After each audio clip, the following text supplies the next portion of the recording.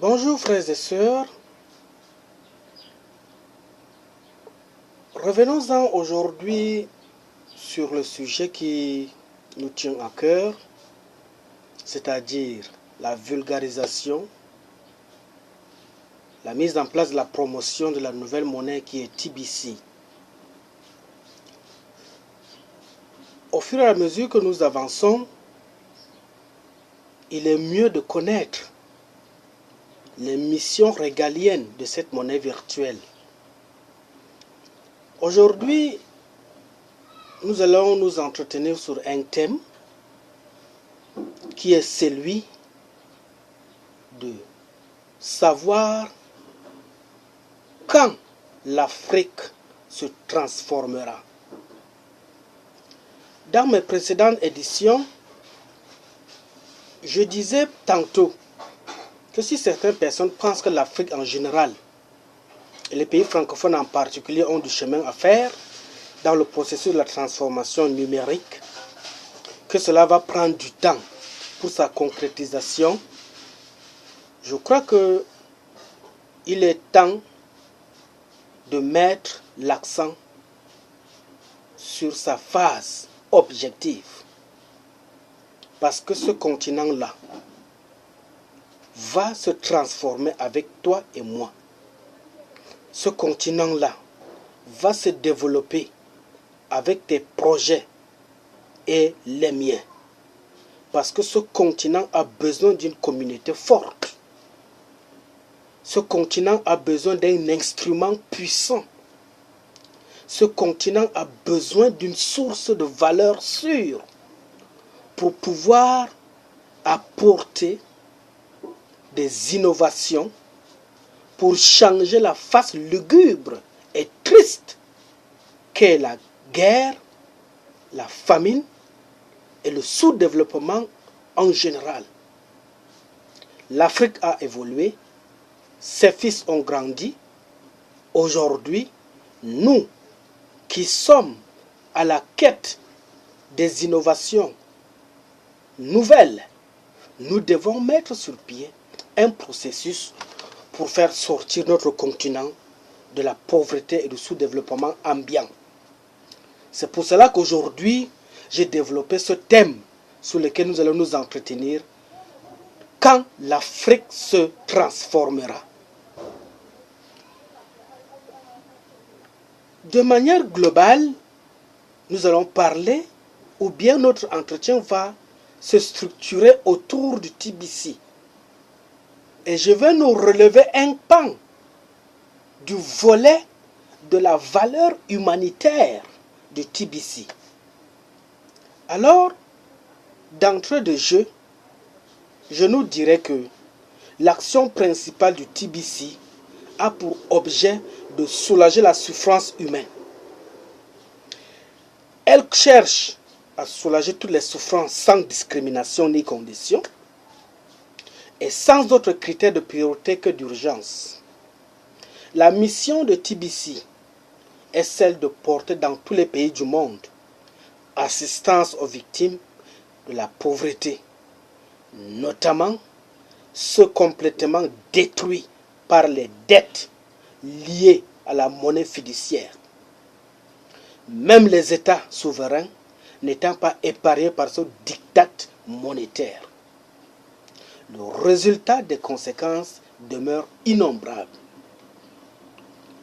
À partir du moment où nos États sont asphyxiés par les dettes, ils ne parviennent plus à être à la hauteur de pouvoir gérer les catastrophes naturelles, à savoir les inondations, les tempêtes, les tremblements de terre, les éruptions volcaniques, les sécheresses, etc. Ne parlons pas du conflit armé qui est aujourd'hui la source qui détruit le clivage ou bien qui détruit l'image de notre cher continent. L'action humanitaire de TBC donc vise à prendre des formes très diverses.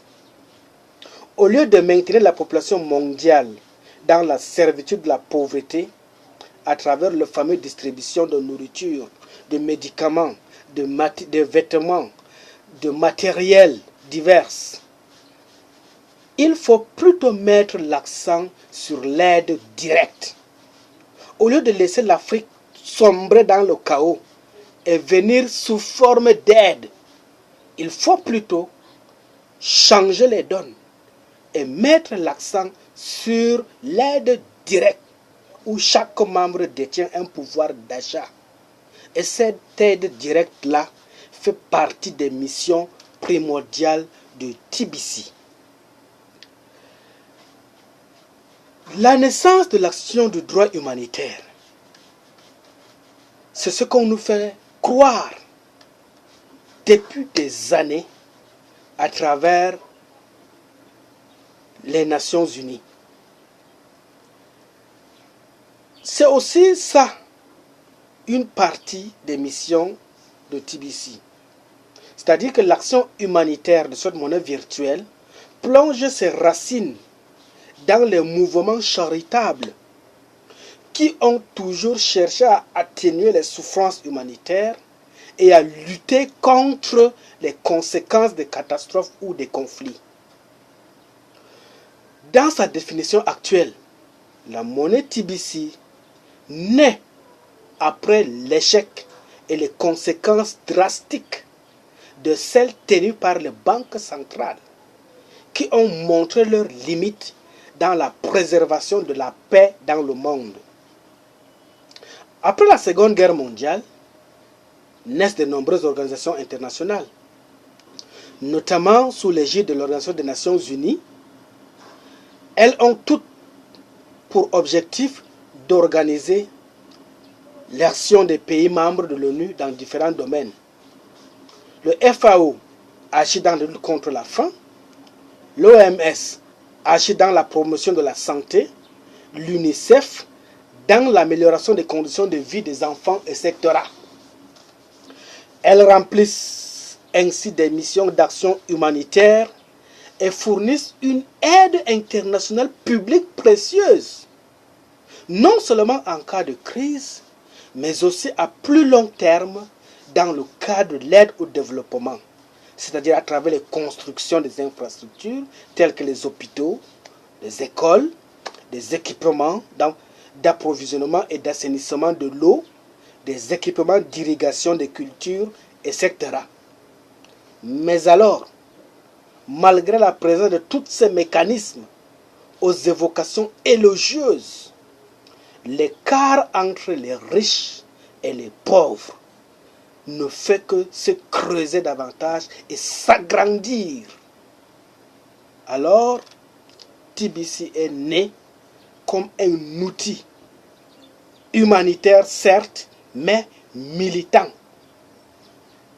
Depuis 2016, avec l'avènement de cette monnaie virtuelle, les membres qui ont compris la nécessité de mettre sur pied une nouvelle forme de l'économie assument un rôle essentiel dans l'humanitaire en raison de leur indépendance, de leur engagement, de leur efficacité et du poids financier qu'elles représentent dans leur ensemble.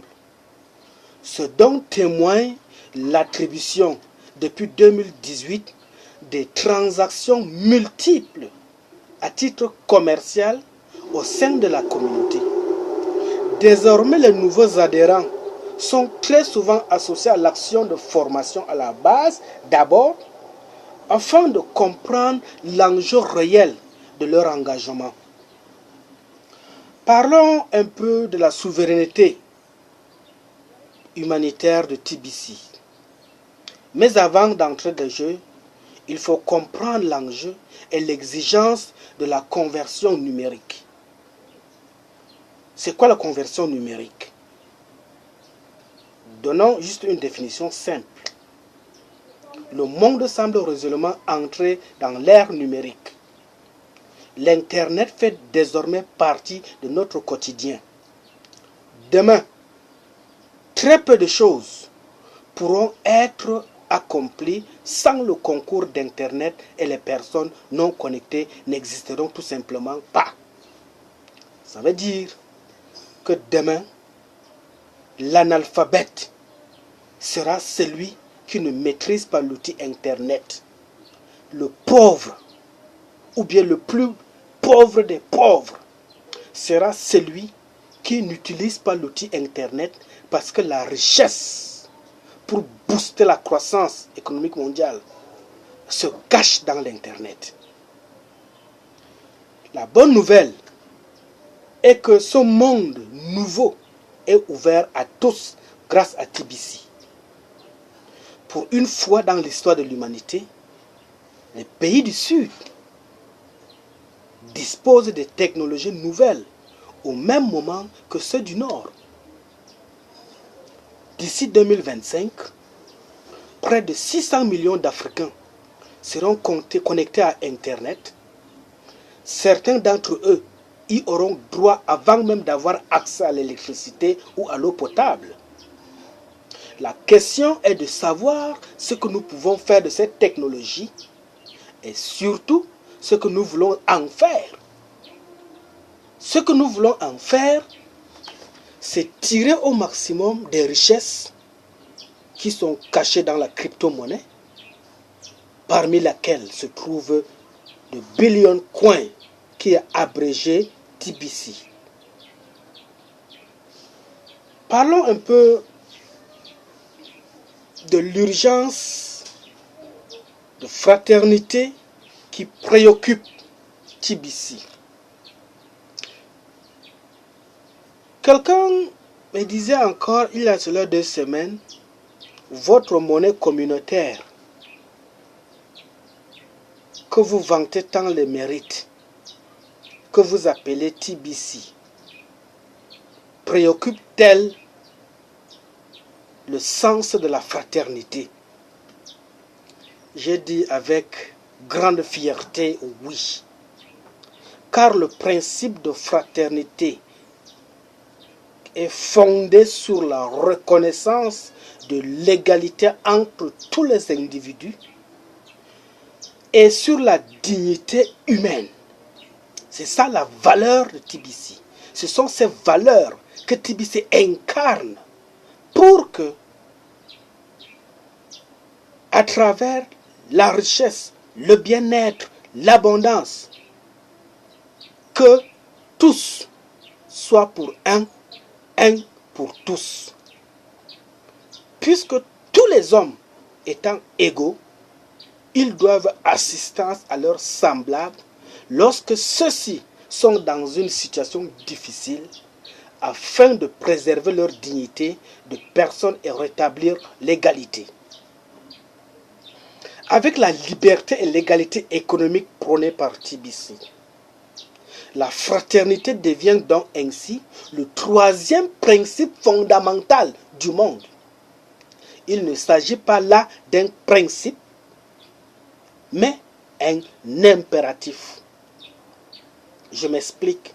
Si la monnaie que nous utilisons aujourd'hui depuis des siècles nous a soumis au principe de la dette et de la pauvreté extrême, TBC nous amène à un impératif de corriger ces incohérences afin de mettre sur pied l'abondance financière, l'abondance économique, afin que nos frères, nos parents, nos bien-aimés qui sont en manque, qui souffrent de la pauvreté, puissent sortir de cette misère afin d'être au même niveau que tout le monde.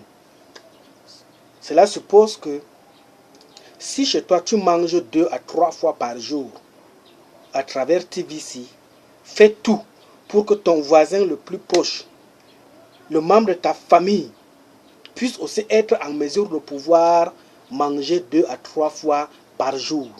C'est ça éradiquer la pauvreté, c'est ça lutter contre l'égoïsme. Qu'est-ce que l'esprit de solidarité prôné par TBC? La solidarité est la concrétisation de la fraternité. C'est ce que TBC nous enseigne.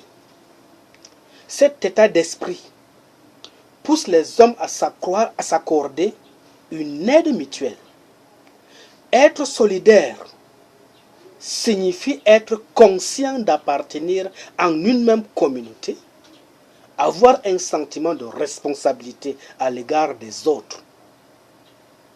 Grâce à TBC donc, ce sentiment est à l'origine de l'action d'entraide pour rétablir l'égalité entre les citoyens d'un même pays ou même au niveau international entre tous les citoyens du monde en général.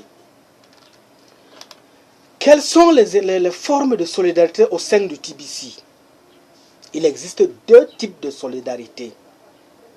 La solidarité obligatoire, qui est organisée par les États lorsqu'ils comprendront que l'avenir du développement réside dans les solutions préconisées par TBC dans le cadre des institutions publiques. La solidarité volontaire, qui est celle qui repose sur des initiatives individuelles dans le cadre d'associations. Dans les deux cas, la solidarité peut s'adresser aux citoyens d'un même pays ou prendre la forme d'une aide internationale. La solidarité nationale est celle qui est organisée par l'État afin de réduire les inégalités entre les citoyens dans le domaine des revenus, de la santé, de l'éducation, etc. Cette aide publique est financée par l'impôt, qui est en fait un transfert de richesse que les membres tibiciens de cette nation versent afin de gérer la communauté publique. À ce niveau, chaque citoyen donne selon ses moyens et reçoit selon ses besoins. Ça veut dire une communauté de gagnant-gagnant, comme on dit en langage africain, la main droite lave la main gauche. La main ou bien les mains lavent la face ou bien lavent les pieds. Les mains frottent le corps. C'est ça que TBC nous enseigne de faire. Et nous avons besoin de cette monnaie-là pour pouvoir remplir les conditions de cette politique monétaire, économique, qui doit réguler la vie de la société. Les associations de solidarité tentent de pallier les insuffisances de l'aide publique. Qu'elle soit ou non marquée politiquement ou religieusement, elles cherchent toutes à atteindre les mêmes objectifs, c'est-à-dire soulager les maux liés à la pauvreté, l'illettrisme ou encore la maladie. Agir au quotidien pour la dignité des personnes les plus démunies. Ces associations fonctionnent dans une large mesure grâce au bénévolat.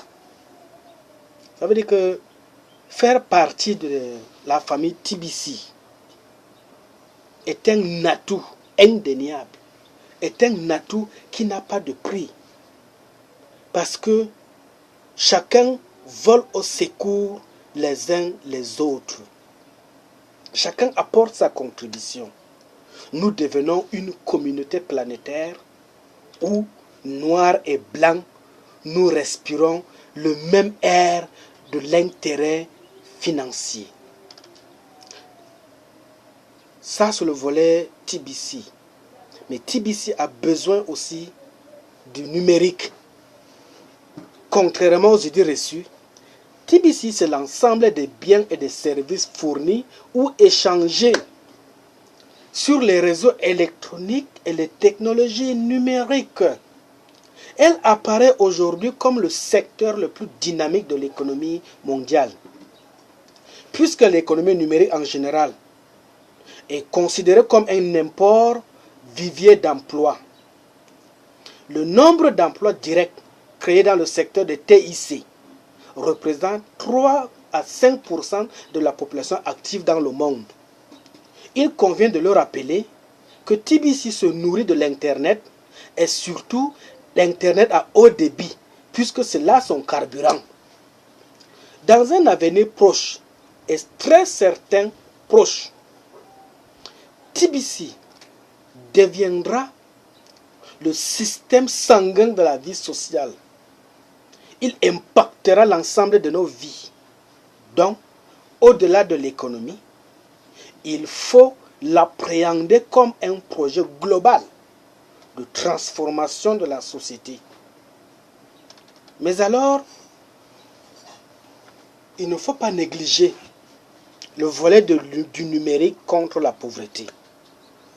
D'abord pour les citoyens, y compris ceux des zones reculées, qui peuvent accéder à l'information et aux services de l'État sans avoir à se déplacer et gagnent ainsi en temps et en argent.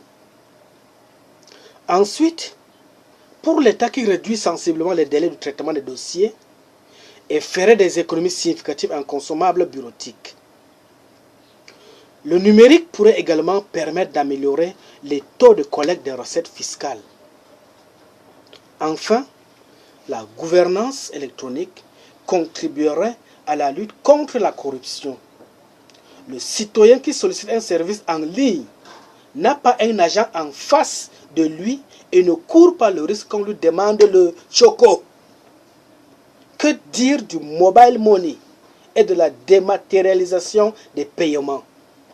Dans notre pays, où près de 90% de la population est laissée en marge du système bancaire traditionnel, les techniques de l'information et de la communication et le numérique constituent désormais un formidable accélérateur de l'inclusion. Chaque Camerounais abonné à la téléphonie mobile peut transférer de l'argent, payer des factures et effectuer des transactions commerciales à l'aide de son téléphone.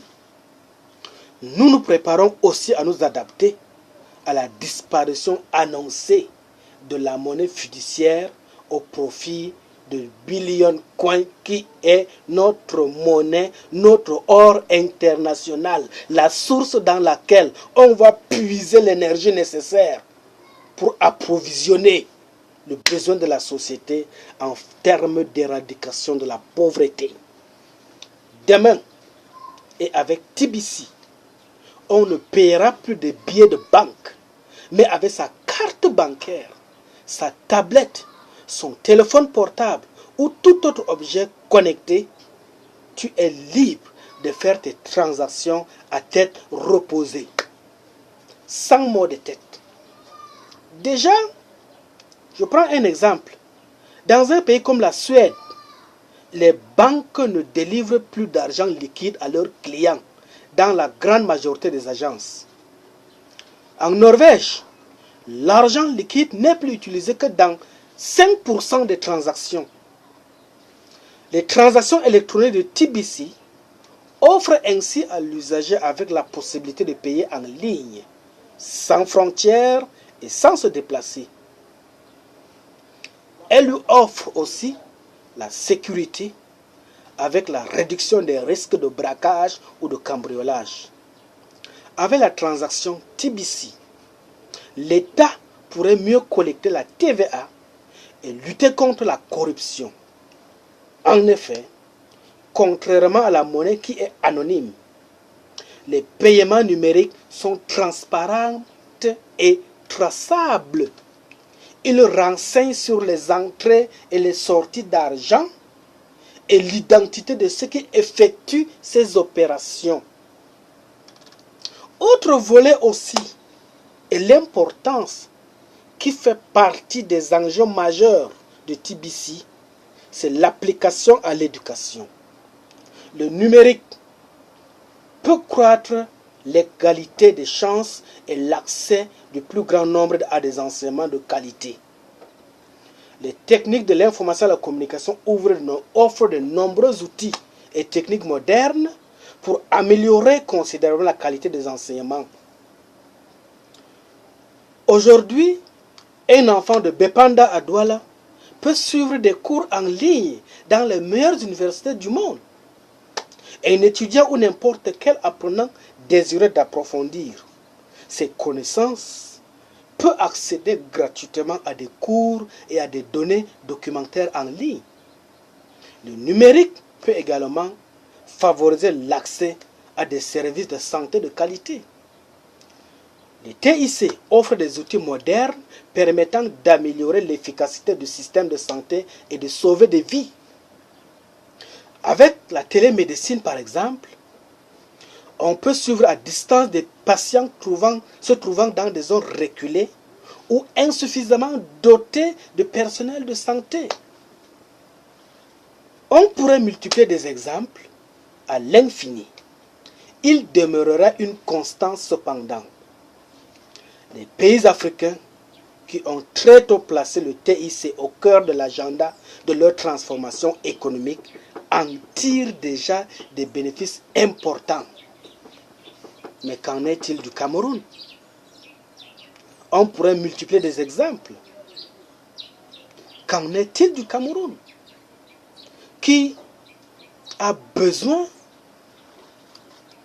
du TIC, qui a besoin du numérique pour comprendre les enjeux du TBC pour son épanouissement? Alors, chers frères et sœurs, le Cameroun ne vient-il pas de réussir l'implémentation de la technologie 3G et 4G en l'espace de quelques mois seulement? Un exploit assez rare dans le monde. Donc, pour le Cameroun, la monnaie TBC a toutes ses chances de s'imposer comme monnaie virtuelle capable de révolutionner l'économie nationale. Avec TBC,